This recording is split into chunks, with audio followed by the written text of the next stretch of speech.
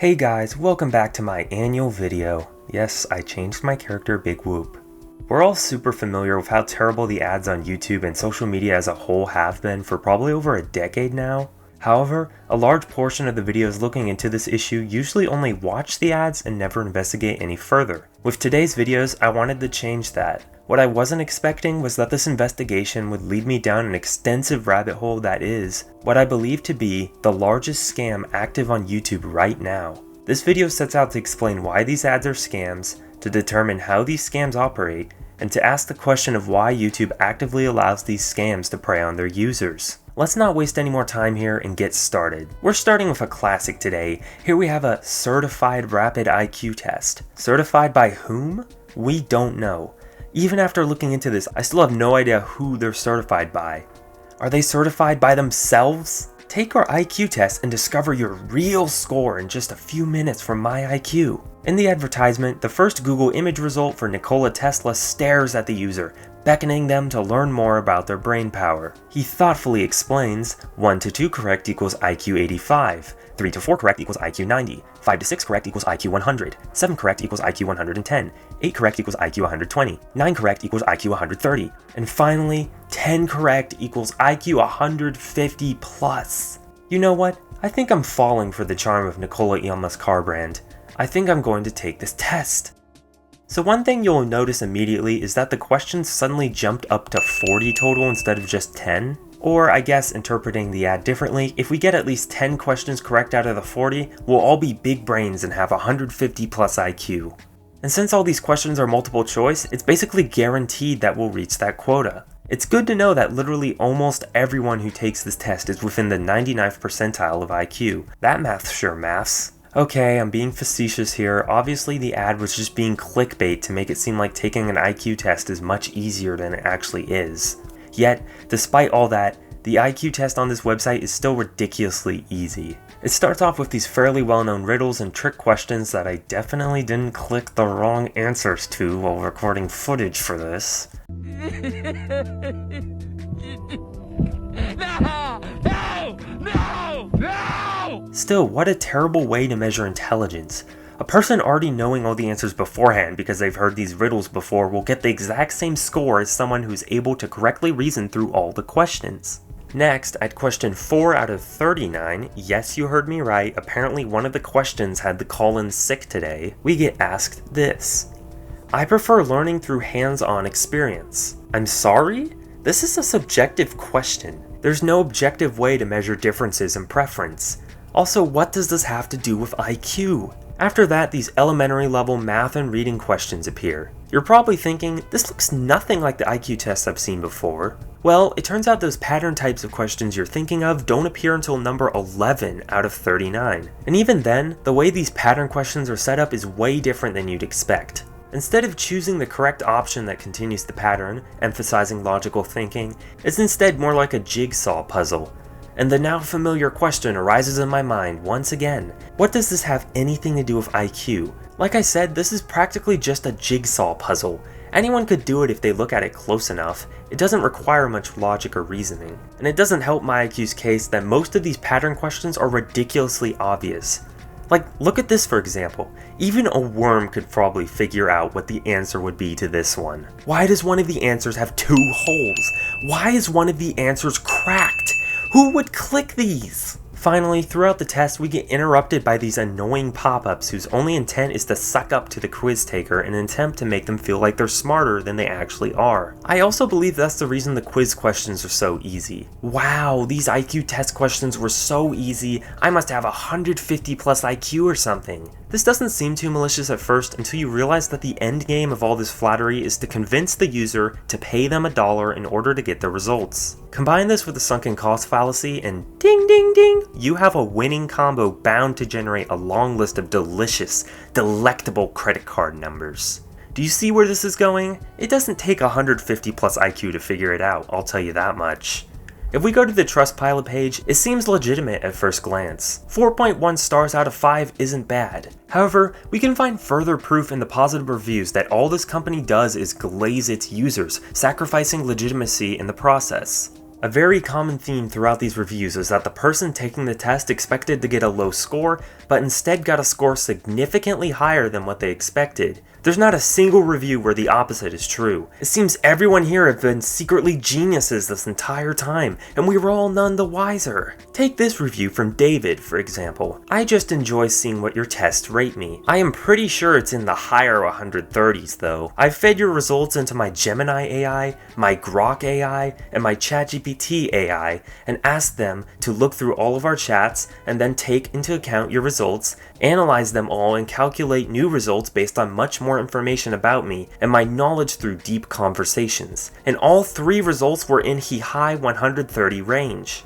Youch! Is this man a donut? Because he's being glazed from all angles. He got exceptionally high results from a fake IQ test website, then went to 3 different glorified word prediction algorithms built to praise the user as much as inhumanly possible in order to keep them hooked on their services. Then they all decided that that incredible score wasn't enough and gave him an even higher score. David, my boy, they've got you where they want you and you don't even realize you've been played. This aura of faux legitimacy is something YIIK has spent a lot of time carefully crafting. For example, before they ask you for payment, they show this one pop-up bragging about all these magazines that apparently support what they're doing. However, if you look into this any further, you'd see that this is all bullcrap. If you didn't know, a lot of these magazines allow these companies to self-publish articles worshipping themselves for a small price. For example, the one on Yahoo Finance has a disclaimer at the very top that says, "This is a paid press release. Contact the press release distributor directly with any inquiries." And this isn't even the scummiest pop-up on the quiz. The screen literally right before they ask you for payment states, "Built with the standard of academic excellence," and then shows that this quiz has been verified by not only all 5 Ivy League schools, but Oxford as well, for good measure. However, if you look at the bottom of the screen in extremely small text, it states, "Educational use only, not a clinical or professional assessment." So there we have it in plain text. They flat out admit that their quiz is a fraud in order to cover their arses legally. And don't worry, it gets worse. It also states, "Institutions shown are not affiliated with or endorsing YIIK." I'm sorry, this all means nothing? It's all a lie? Apparently you can just say whatever you want about anyone as long as you put that it was a joke in teeny tiny unappealing text that most people never read. How is this legal? What scum of the earth do you have to be to manufacture something so malicious and deceptive? Anyway, back to the Trustpilot website.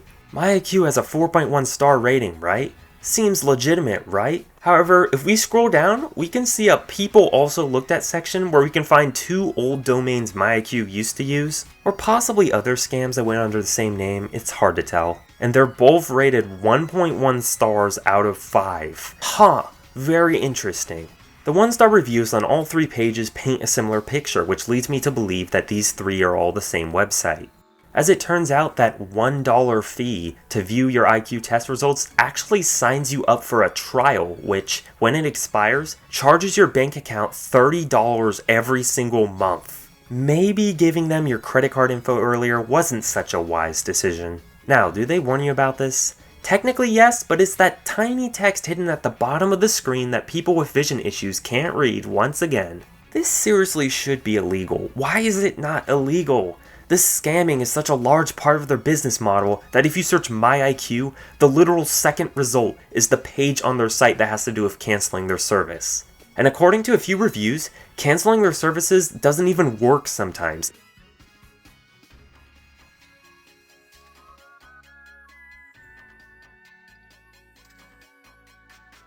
One last thing I want to cover are their social media pages, and I'm not really sure why they exist other than to make their company appear superficially more legitimate.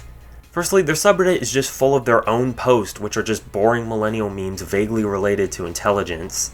Most posts there have no activity at all, and the ones that claim to have 1 to 2 comments mysteriously have them disappear whenever you click on the post. Definitely not suspicious. Next, their Instagram has just been completely nuked, so there's nothing to really look at here. Finally, their Facebook is pretty similar to the Reddit, except they just post AI-generated motivational posts, and the hate comments are actually able to get through a little more on this one because YIIK doesn't have the power to delete them here. In conclusion, this clearly is a subscription-based scam that hides their true intentions decently well, allowing them to wrongfully charge the bank accounts of countless victims. Now, let's move on to a completely unrelated ad.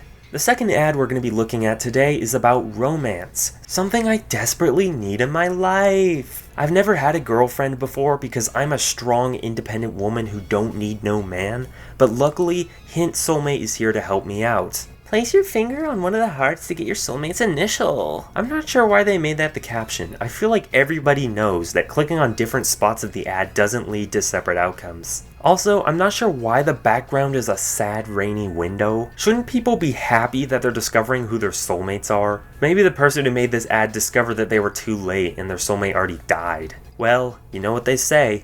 When life gives you lemons, you set the lemons down and start digging. Your wife isn't gonna unearth herself, buddy boy. She's waiting. Also, one last thing to note, this ain't your average astrology page. They know where your soulmate is. Not just who, where.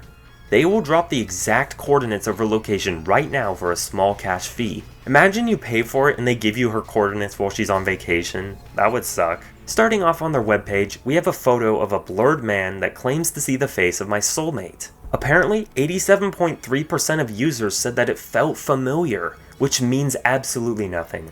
At the bottom of the page, we have a list of magazines that supposedly approve of this company, and some small gray text at the bottom of the screen that exists to cover their arses legally.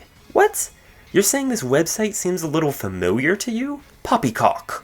This is a completely new website. On the next page, it claims that over 25 million people have seen their soulmate through Hint, which is really interesting because on the first page, it claimed that there were only 172,000 happy customers. If we do that math, that leads to a 99.312% dissatisfaction rate. That means only 0.688% of the people who use this service were happy with it. Are they just telling on themselves at this point? Or maybe the stars mixed up their paperwork and everyone was accidentally getting matched up with greasy Discord mods or something. Who knows?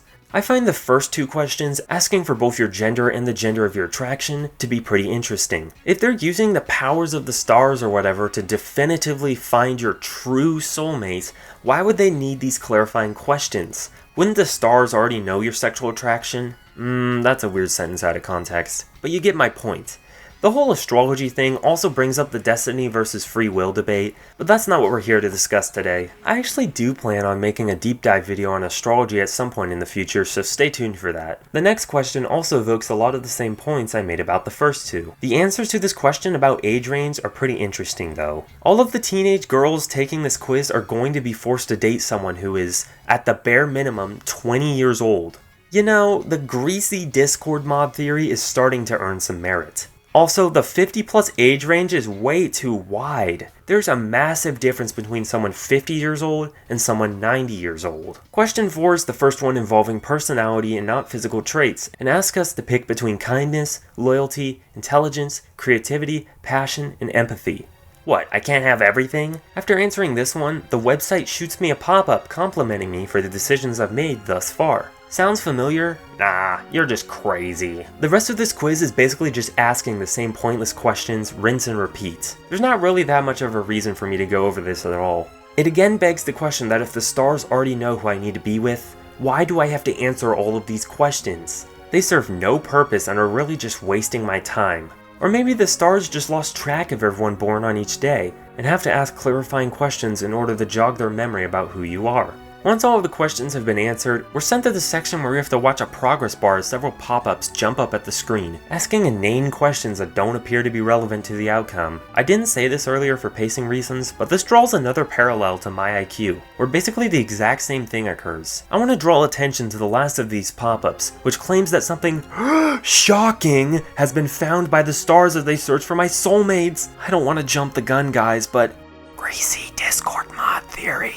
Also, what does "we don't share any personal information" mean? Wouldn't showing me the exact face of my soulmate be sharing personal information? That kinda seems like it invades privacy. After this, surprise surprise, we're sent to a paywall asking us to pay exactly $1 in order to see our results. Scrolling down tells us that because we chose creativity, we have a unique and imaginative spirit. This is interesting because during the quiz, I clicked on intelligence, not creativity, but alright. I guess the stars know better than I do. There's also a mysterious second block of text that is blurred and requires payment to view, unless you just use Inspect tool to erase the blur. That's my 150 plus IQ kicking in, guys. The blurred text seems to just be filler though, because it doesn't even loop properly. And would you believe it or not, this exact string of text can be found on the YIIK website as well, even though IQ has nothing to do with astrology. I think by now, it's abundantly clear that these two websites are run by the same company. But what is that company? That question is way harder to answer than one may initially believe. Throughout my research, I found that these two websites have connections to Invest Research Inc., Ruby Labs, and MATLAB Apps. The main Invest Research website is down, but an offshoot of the website's help page mirrors the help pages of both YIIK and Hint. Ruby Labs has very similar website UI to YIIK and Hint, and also employs the exact same strategies in regards to a weight loss app they created called Able, even down to the exact same type of subscription-based scam. They also sell Ozempic. That's a good sign, that's a very healthy way to lose weight. Okay, after a lot of searching, I was able to find a singular website claiming that both Hint and Able were directly created by this company, as well as them stating that they were planning to launch a third product by 2022. Since YIIK launched in 2024, it's possible this is what they were talking about? Or maybe this is some fourth scam they've launched. Finally, looking at MATLAB Apps, I couldn't find any super direct connections other than that they make apps with very similar vibes, but I put them in the video anyway because the Wikipedia article for YIIK claims that MATLAB Apps are the creator. Can we talk about these two sites' Wikipedia articles for a second? Both articles mostly just cite those paid press release magazine articles I talked about earlier as sources relevant to the subject, but the Hint Wikipedia article also cites a couple astrology articles that just talk about astrology in general, not specifically Hint. Both articles also fail to mention their scummy subscription model at all, but there also aren't any professional articles calling these sites out, so I guess that makes sense. Finally, they also both are super vague about the origins of these companies. They just state that YIIK was released in 2024 by MATLAB Apps, while Hint was released in 2018 and is headquartered in Claymont, Delaware respectively. Not very specific. I'm sure you've gotten the point by now. Trying to find exactly where these companies came from just leads you down a ridiculously deep rabbit hole. I'm pretty sure Ruby Labs is the creator of both YIIK and Hint, but it's simultaneously possible that Invest Research Inc. and MATLAB Apps are linked to them in some way or another. It's also possible they both have absolutely nothing to do with these apps. Either way, it's clear that whoever created this doesn't exactly want to be very transparent about how they operate. One last thing I want to cover before we get to the second half of the video are the various comments, mostly on Reddit, I've read during my research saying that YIIK and Hint actually aren't scams, and the people falling for the subscription models are stupid for not reading the terms and conditions. First of all, that's just victim blaming. Secondly, if we look at the definition of a scam, it says a fraudulent deal. In other words, this is a transaction that operates through deceiving people. I think I've made it abundantly clear just how many different ways these two companies mask what they're doing and lie about their qualifications. Just because they go JK in the teeny tiny text at the bottom of the screen doesn't mean they aren't trying to deceive you. Just because it's technically legal doesn't mean that it's a perfectly honest and truthful thing to do. Also, both of these companies I've shown here today offer absolutely nothing of value to customers. YIIK isn't professionally backed at all, despite what they want you to believe, and Hint's astrology-based thinking is a complete fabrication. They're selling lies to you. How much closer to a scam can you get? Finally, even after people have tried to cancel their subscriptions, the companies aren't cooperating with their dissatisfied customers, at least some of them. According to the countless reviews I've read, the parent company either ignores their requests for refunds or acts like their accounts don't exist at all. The only people getting refunds, it seems, are the ones who get on the phone and dispute it with the banks that own their accounts, not the company fraudulently charging them. How is any of that not a scam? I guess if I were to interpret what these Redditors are saying in the greatest light I can think of, they're trying to say that it has to actually do something illegal in order to be a scam, but if you ask me, you're really just splitting hairs at that point. I think that in most people's opinions, the definition of a scam would include these websites. Finally, I just want to make it clear that these two companies are just drops in the sea of scams rampant on YouTube. In fact, this problem is so bad that solely through YouTube ads on my phone and no further investigation on my end, I found out that they have their own doppelganger companies. They're called Testora IQ and Astroline respectively, and both also follow the exact same hidden subscription scam as the first two companies I've talked about today. Talk about being unoriginal, come on! At least come up with a unique way of conning people instead of just copying what's cheap.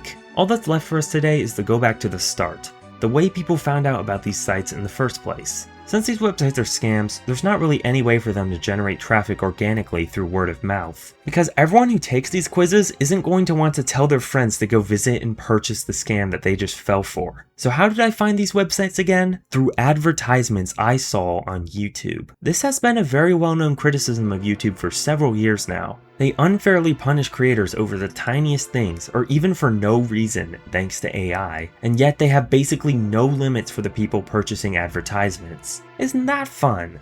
But why doesn't YouTube care? Why doesn't YouTube properly vet the advertisers on their own site?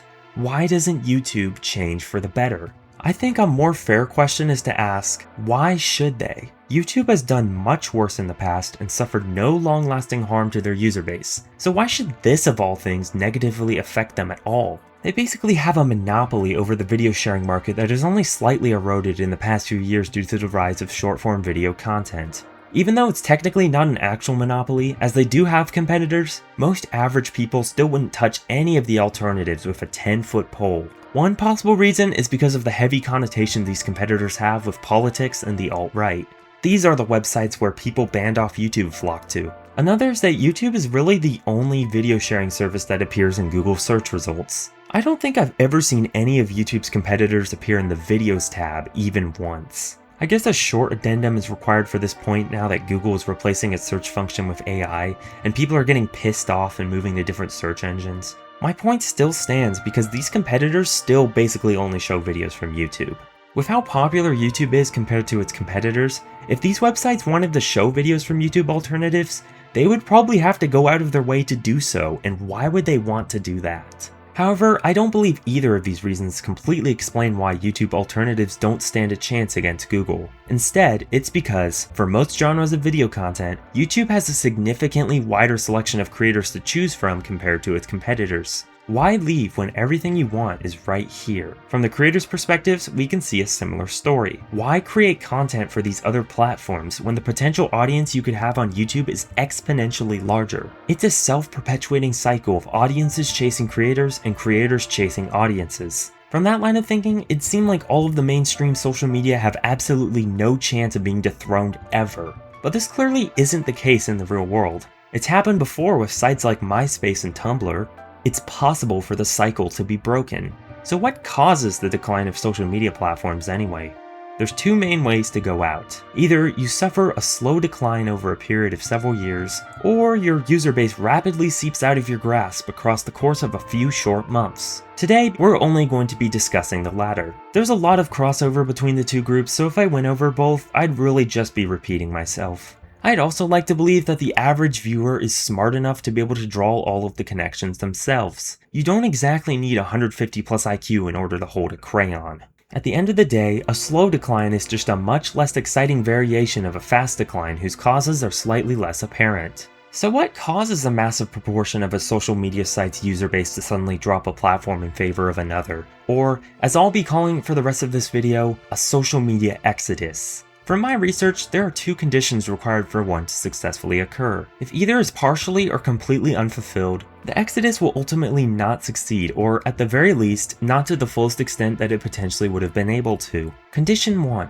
The social media platform must make a change that a large portion of their user base receives extremely negatively. This condition is only partially fulfilled if it only impacts a small portion of users, or if that change only mildly annoys people. Condition 2 is a tad more complex. A clear, suitable competitor must arise or already exist that a large portion of users must view as greater than the original social media platform by a sizable amount. Note that this statement shows how the competitor must have 3 specific traits in order to succeed. They must be well known, be a proper replacement, and be viewed as a better platform by a sizable amount.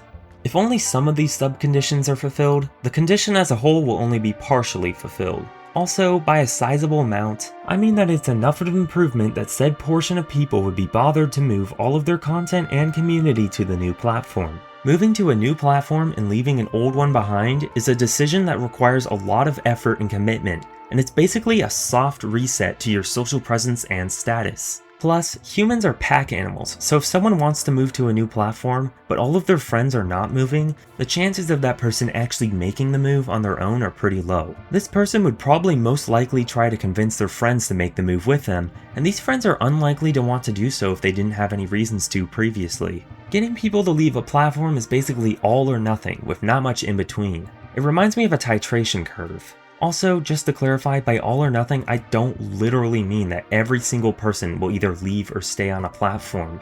There will always be a fraction of people who go against the flow. The size of that fraction really depends on how many people are not impacted or at least don't feel impacted enough by Condition 1, which varies from situation to situation. Typically, people who aren't impacted by the change are going to stay on the platform no matter what, unless the people they interact with on that platform are leaving for another. This draws back to the pack animal thing I was saying earlier. To make this discussion a lot less abstract and hypothetical, let's move on to 3 examples of the scenario occurring in real life. Let's start with everyone's favorite microblogging website, Tumblr. Tumblr is the perfect example of a successful social media exodus. In fact, I got the name of social media exodus from the Tumblr exodus of 2018. Now let's look at the 2 conditions I listed earlier as required for an exodus. Criterion number 1 was fulfilled when it was announced that NSFW was going to be banned off the platform. This was a change that made a large portion of their user base livid.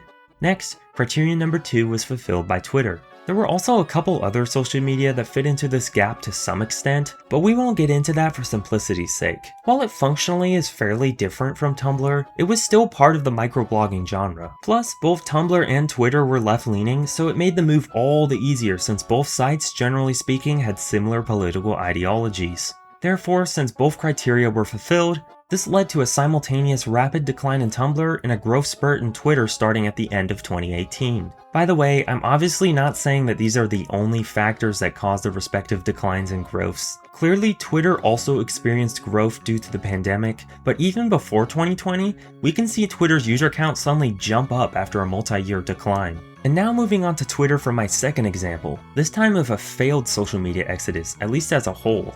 Remember that whole debacle? How basically everyone was leaving the platforms, how the platform was going to collapse and stop functioning any day now, how it was going to be overtaken by all of its competitors, yet in the big 2026 it seems to be as relevant as ever. Let's go through the 2 conditions. Recall how Twitter gained a lot of left-leaning users from the Tumblr exodus? Imagine how they felt when Elon Musk, at the time one of the faces of MAGA, decided that he was going to purchase the platform to take it in a direction he found more suitable. Condition number 1 has been fulfilled, albeit only partially. I'll finish that point in a minute. It'll be easier and simpler to explain this if I show you how interconnected both conditions ultimately are. The failure also lies in there only being a partial fulfillment of condition 2. A clear, suitable, substantially better replacement. I'm going to go through each of the main 3, Mastodon, Threads, and Blue Sky, and I'll explain my thoughts on each one being viewed as replacements for Twitter. At the start of Musk's takeover, most of what we consider in the modern day to be the Twitter alternatives either didn't exist or weren't publicly released yet. The only one that was publicly released at the time was Mastodon, which actually came out all the way back in 2016, so let's start there. The key difference between Mastodon and Twitter is that Mastodon is part of the Fediverse. The Fediverse is a form of alternative social media, but not really befitting of the label alt-tech, that, instead of operating on one central server, allows users to host their own instances of the social media platform with their own rules. It's a very interesting concept with many benefits, but I don't think it appeals to most people. Most people want to use the internet, but only a few actually wish to operate on it at a level of complexity such as the Fediverse. Boomers already struggle enough using a platform as simple as Facebook. I remember Mastodon being brought up as a replacement for Twitter a few times when Elon's takeover was announced, but after the other Twitter alternatives came out, it felt like people just completely stopped talking about Mastodon. Next, let's talk about Blue Sky. Out of the 3, I'd say that Blue Sky got the closest to actually replacing Twitter, which is still pretty far from doing so. I've never seen a post from Mastodon or Threads go viral before, but I've actually seen a Blue Sky screenshot go viral before, yes, only one, and I've met people in real life who used the platform. This one existed at the time in 2022, but didn't release their invitation-only beta until February 2023, and the full public release didn't come out until February 2024. I think that Blue Sky was able to fare the best out of the three because of how closely it was released to Elon's acquisition of Twitter. It really did seem like it was the next evolution of Twitter in some people's eyes, at least for a little bit. Lastly, let's look at Threads. After Facebook heard about the Musk takeover, they decided it was prime time for them to make their own version of Twitter. Out of the three, Threads was the latest to release, only coming out in July of 2023. It had a very promising start, with it gaining over 100 million users in its first 5 days. However, this is a bit of a deceptive figure because you can use your Instagram account to very quickly create a Threads account. Since it's much easier to create a Threads account, this leads to a higher user count without the user activity that comes along with that increase, because there's a much lower baseline of commitment. A lot of people would be able to very quickly create an account, see it's not for them, and then just forget about it, all in the span of a few minutes. Notice how there weren't really any major reasons that prevented Blue Sky or Threads from replacing Twitter? They were both platforms that replicated Twitter to a T, without much to differentiate them at all. And therein lies the problem. They were exactly like Twitter. To people who don't use any of these sites, the three might as well just all be the same thing. So while Blue Sky and Threads were clear and suitable replacements, they were not substantially better. Thus, Condition 2 was only partially fulfilled. Okay, now we can get back to the partial fulfillment of Condition 1 and how that ties into the unfulfilled substantially better part of Condition 2. Just stick with me here. What provoked this potential exodus again? Elon purchased Twitter and converted it from a left-leaning platform into a right-leaning one. Is this a massive change that deeply pissed off most of its users? While it is a massive change, I wouldn't say that it pissed off most of its users that much. I think most people just found it mildly annoying, entertaining, or odd. That's definitely how I felt. Most people simply aren't left-leaning enough for this to be a thing that deeply bothers them. Even for the people who were initially pissed off, the flame had definitely lost its fuel after a few months. Even though it seemed like everyone was leaving Twitter, a lot of these people ended up coming back after the hype died down. But what about all the talk of the website being inches from collapsing due to mismanagement? Well, it didn't collapse, so a lot of people just didn't care. Sure, there were a bunch of small, weird problems, but none of them were major enough to seriously provoke the common man. Therefore, when these alternatives to Twitter began popping up, people pretty much just viewed him as Twitter but no Elon, since that was the only major difference. And since the presence of Elon wasn't too much of a bother to most people, they kinda just find him slightly annoying. The must be better than the original social media site by a sizable amount part of Condition 2 is not fulfilled. Most people weren't bothered insofar that they would completely move platforms and experience that soft reset to their social media presence that I was talking about earlier. Going back to the titration curve metaphor or the pack animal thing, since a lot of people couldn't be bothered to move, a lot of the people who might have been potentially open to moving simply didn't because their friends weren't moving.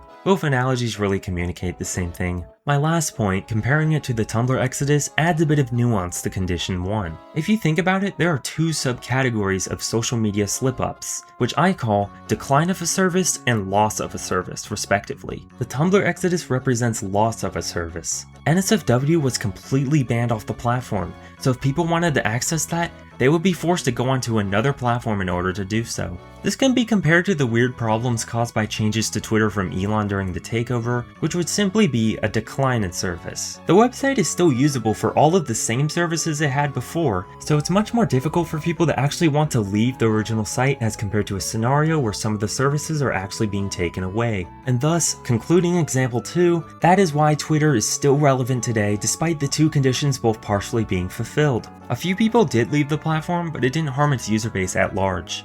Sorry, that was a long example. Don't worry, our third example will be a lot shorter. We've looked at a successful exodus, a failed exodus, and now we're going to be looking at one that's currently ongoing and is still up in the air. That's right, we're going to be looking at Discord.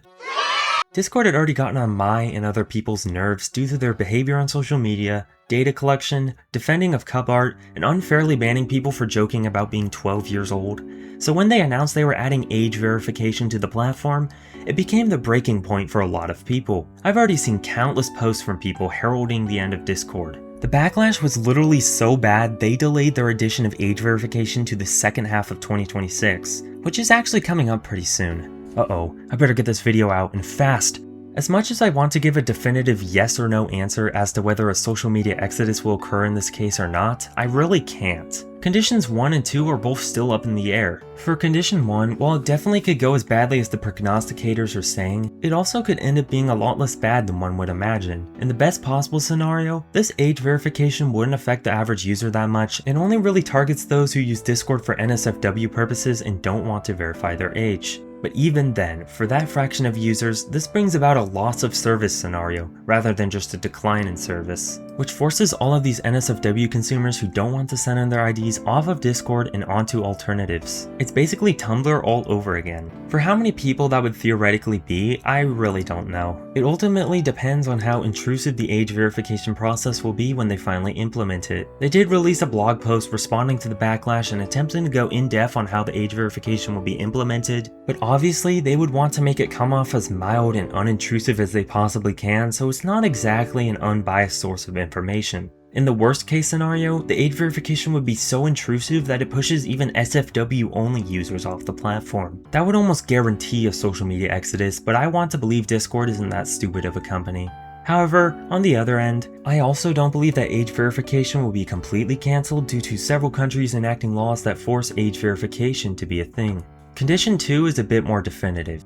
What are Discord's competitors? Alright, here's a quick quiz for you, the viewer. How many of them can you name? Ready, go!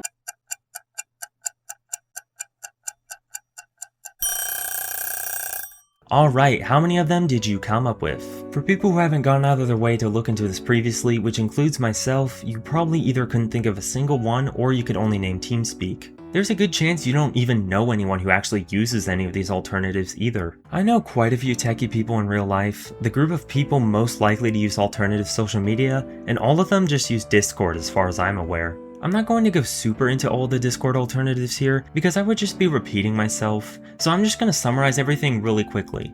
I don't think TeamSpeak will be widely adopted as a complete replacement for Discord because it has a pretty sharp limit on the maximum number of users per server and focuses on audio-based communication a lot more than Discord, which not everyone is into. Next, I'm going to lump everything else into one category. Alternatives that just aren't that popular or mainstream. This includes Matrix, Signal, Stoat, Rocket.chat, Fluxer, Gamevox, Nerimedy, Root, and the list goes on. Before making this video, I hadn't heard of a single one of these. I'm sure at least a few of these will explode in popularity once Discord actually launches the nuke and implements age verification, but for now, they're all very far from being popular enough to compete with Discord. Thus, the clear part of Condition 2 has not yet been fulfilled, and only time will tell if it ever will be. Unless Discord forces a very restrictive form of age verification on SFW only users such as myself, or adds some other really stupid change, I'm probably just going to keep using the platform because it's a lot of work for me to move all of the data off of my private server onto some other service. I also am slightly active on one other Discord server, so I care more about how that server is going to react to the changes rather than what I think about them. Remember the titration curve and pack animal analogies from earlier? This is a callback to that.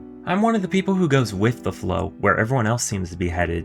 Okay, let's quickly bring this full circle because I've made all my points and presented all my evidence. YouTube is completely fine with allowing scam companies to run ads on their website, funneling people into hard-to-cancel, subscription-based scams, because they have a monopoly on the video sharing social media market that shows no signs of stopping anytime soon. Audiences chase creators, and creators chase audiences, so it ends up being a self-perpetuating dominance over the market. In order for such a monopoly to end, it either requires a slow decline in site usage over multiple years as consumers slowly osmose into a suitable competitor, or it could be lost in a matter of months if a social media exodus occurs. My hypothesis states that a social media exodus requires two conditions to be fulfilled at the same time. Firstly, the original social media platform must bring about a change that a large portion of the user base finds unsavory. Examples of this include Tumblr banning NSFW or Discord introducing age verification. This change either causes a decline in quality of service or removes the service entirely from their platform. An exodus is significantly more likely to occur for the latter. Secondly, a clear, suitable competitor that the user base finds to be substantially better than the original platform must present itself to the public. This competitor must be well known, not too complicated for a layperson to learn, and still be similar enough to the original platform that both people and the communities they inhabit feel comfortable moving to it.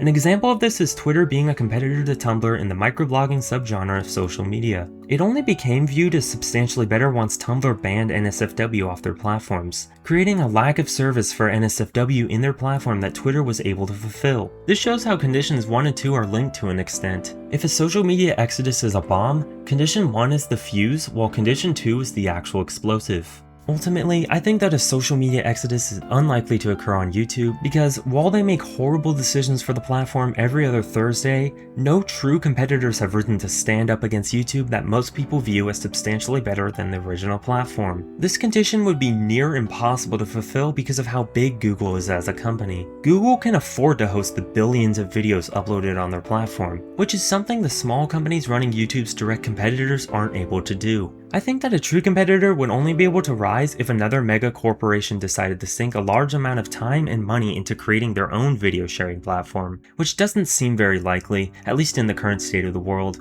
All of the alternatives right now are run by small companies that simply don't stand a chance against YouTube. Another big point is that search engines really only recommend videos from YouTube. Why would the average person explicitly go against the grain of internet search results when YouTube already gives them everything that they want, and exponentially more of it? This problem just makes it all the harder for a true competitor to YouTube to naturally arise over a long period of time. Therefore, current-day alternative platforms would only be given a chance to thrive if there was a mass migration of creators off of YouTube, i.e. a social media exodus, which as previously explained is very unlikely to happen. YouTube doesn't have to give much of a crap about the quality of their platform because they're too big to fail. They can make all the terrible changes they want to their platform because they know people aren't going to leave. They have no clear, suitable competitors that most people would ever view as substantially better than their own platform, to the extent that people would explicitly seek out these platforms instead of YouTube. Condition 2 has not been fulfilled. Nobody can stand up against the big red play button. Thanks for watching, and I'll see you next time.